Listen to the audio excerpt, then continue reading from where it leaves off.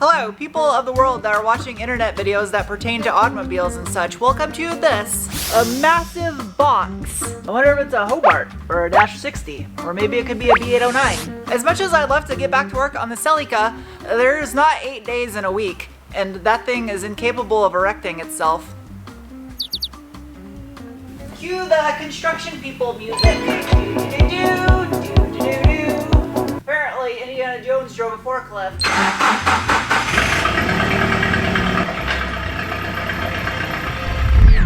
Cuts away from you. Wow, that's really strong. What the hell is this? Oh, no way. That's sick. Beep-a-deep. Beep-a-deep. That was way less violent than I thought it would be. Oh, is it like texture?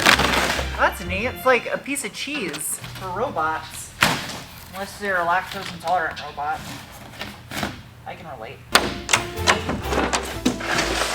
Since today's mission requires some heavy objects, I have acquired an angel food cake to help out. However, he has a cold. You know I'm gonna have to disinfect that thing now with bleach. You're gonna have to disinfect yourself. So he must stay 20 feet away from me at all times, because I don't want to catch that shit. They stuffed boxes inside here. The only way I can get those out is disassemble.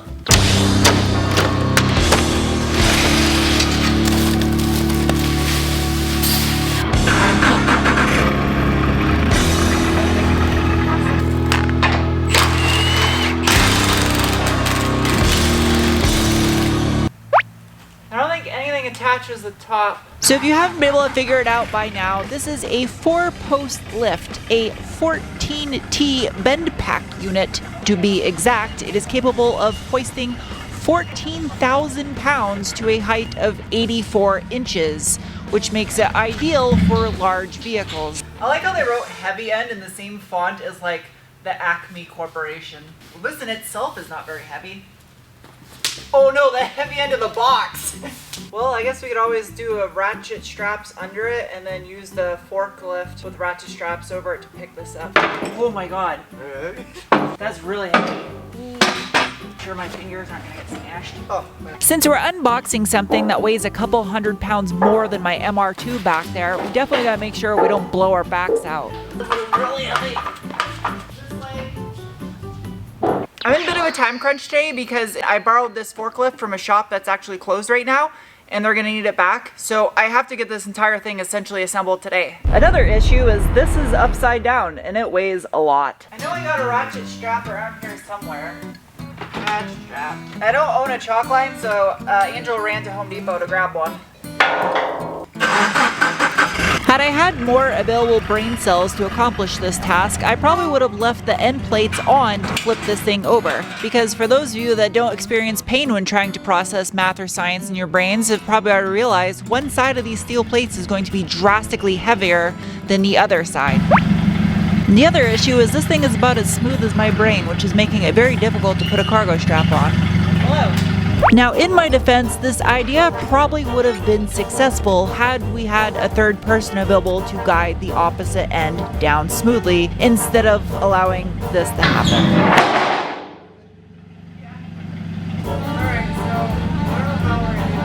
Between the two of us, we are physically incapable of flipping the runway portion over because the entire thing is a giant steel plate. This thing probably weighs, I don't know, 700 or 800 pounds at least, and it just naturally wants to flip to the heavy side. There's no real good places to even hook a ratchet strap to this thing. It would be pretty easy to do if you had like 4 or 5 people, but I'm maxed out on people. After a phone call and a brief wait, an adult finally arrived to help us do this safely and get this thing flopped over. Luckily this stuff is not crazy heavy. 6 inches right there. That's 6 inches right there. This thing has to be a minimum of 6 inches away from an expansion joint or crack. As you can see, if I put the post right here, I will have my holes at the bare minimum, which will work because realistically all you need is 6 inches. That's like 6 inches right there, right? Sure. Or I could just have the lift slightly crooked, an inch over that way and an inch over this way, which gets it extra inch away from that crack, extra inch away from that crack. Oh my god. This is f***ing heavy. What makes it tricky is that these concrete slabs are slightly different size on either end of the shop. That's so nice. Which makes the expansion joints not a continuous seam throughout the middle. I wonder if it matters which side goes in. They have to go directly from the top. They don't fit. No. Yep. Really? No way, Angel. Apparently smooth brain is contagious. You're crazy as hell. The rectangle goes in the square hole. Why did you think that? Are you just messing with me? I can't imagine being able to do this without reading the instructions. I don't think it would be possible. We would have screwed up already. Now, while this is not a paid or sponsored product video from Bendpak, they're not paying me money to say anything nice about their products. However, they did send this lift out to me free of charge. And ironically, they also offered to have a professional come out and install this lift. But I happily turned it down so that way I could make a video making an ass of myself trying to assemble this thing. Slack safety's off. With realistically only 2 people. And while it's not difficult, I will admit I do have a background in aerospace ground equipment, which is essentially this, but for aviation equipment. So I kind of already had an idea of what I was doing.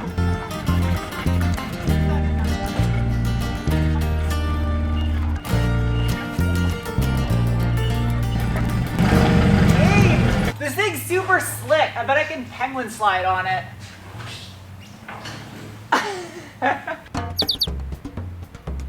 I just realized a life goal is to own your own forklift. They're one of the most handy things you can possibly have.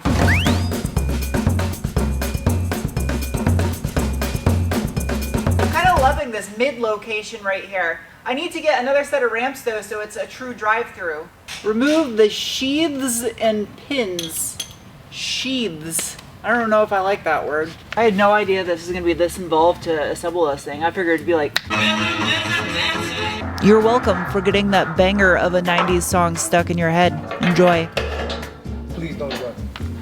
If I drop that cable, it would literally put a hole in your head. If you like instructions that actually require you to have more than 3 brain cells, right up your alley. You actually have to think when you're looking at these pictures. It's kind of like how some Lego kits have the age on the top corner. This one has the highest age. If pulley A rotates in the direction opposite of pulley B, what does pulley C do? That's out. The pulley just came undone. Okay. Look at that. Like a glove. The way in which this lift functions is there is a single primary ram underneath one of the runways that pushes against a plate attached to the cables and pulls them over a series of pulleys, thus lifting the unit up all 4 lift posts. There you go. And now for a metal moment. You're welcome.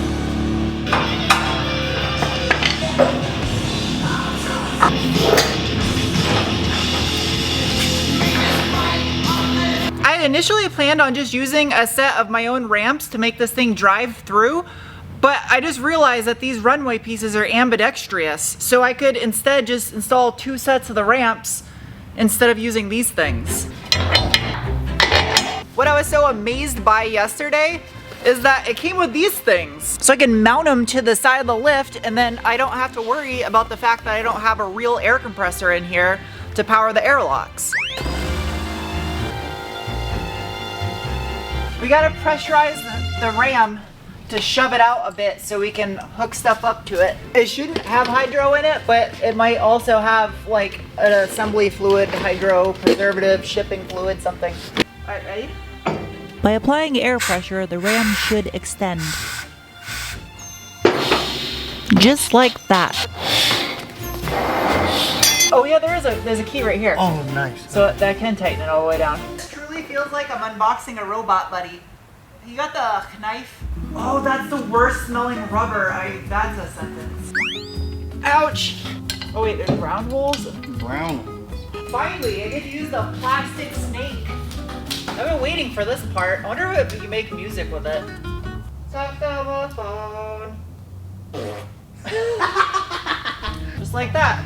Plastic net goes like that. I almost made it too, but then I sucked at sports. Some of the fittings in the pictures and the instructions look different than they are in real life.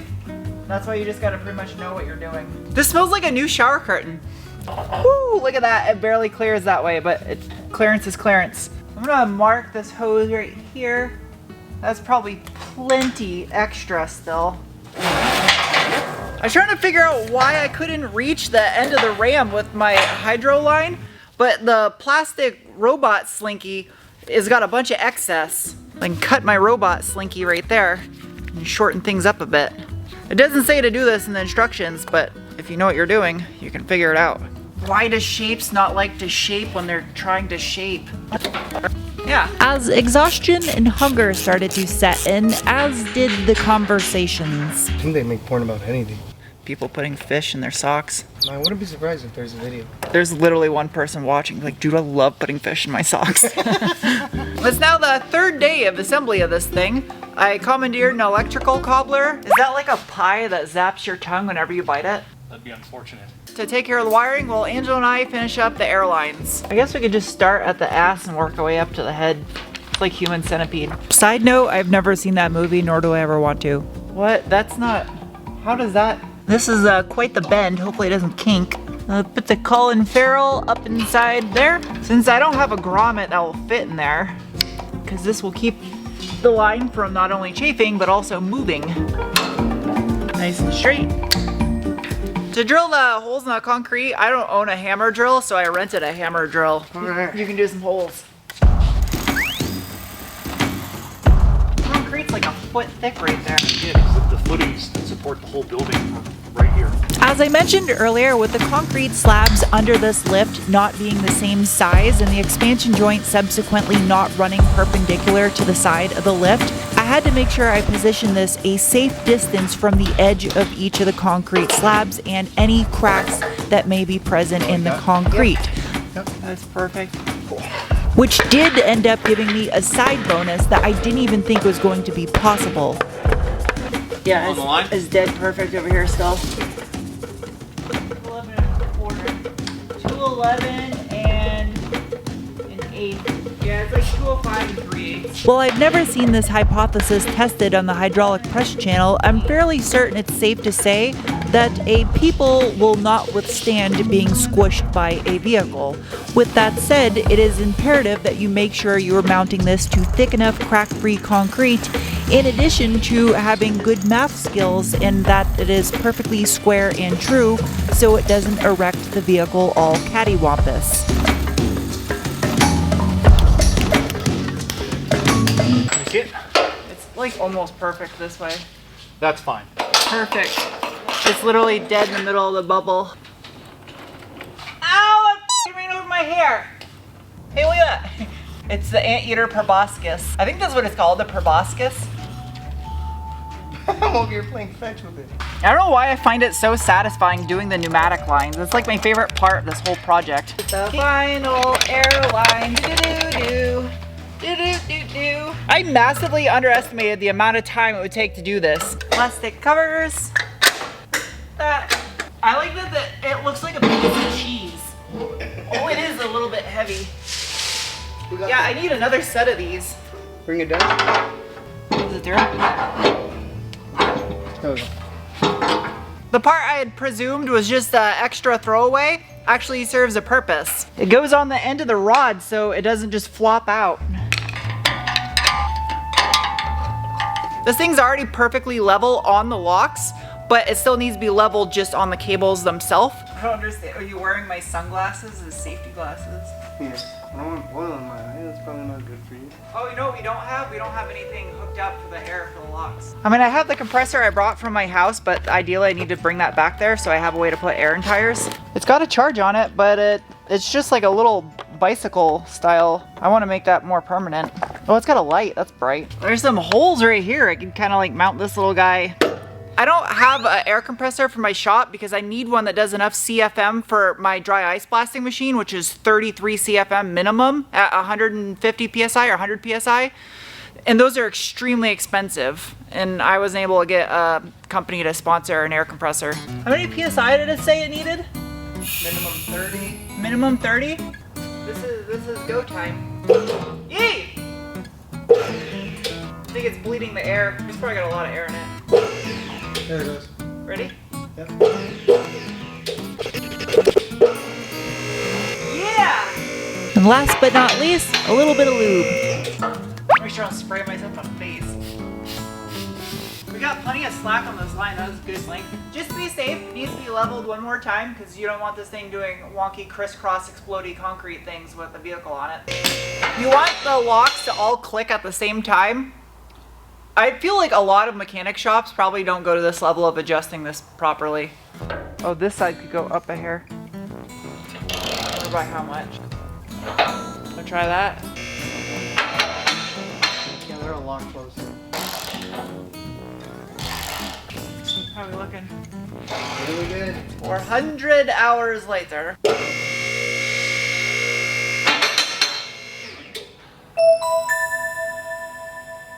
I've made music. There's only one way to test this. You have its weight on it.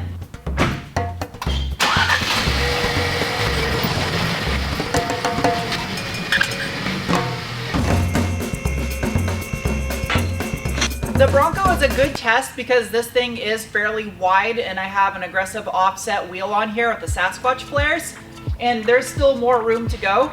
I might be able to do a dually HD truck on here, I'm pretty sure. Yeah, now I know what they gave the grip tape for. I thought it was for people walking on the edge, but it's so tires don't spin when you're pulling up on it. And while it may not look like it, I actually measured this gap right here, and technically you could drive a vehicle through this space. The Celica will fit by several inches, as well as the Forester and MR2.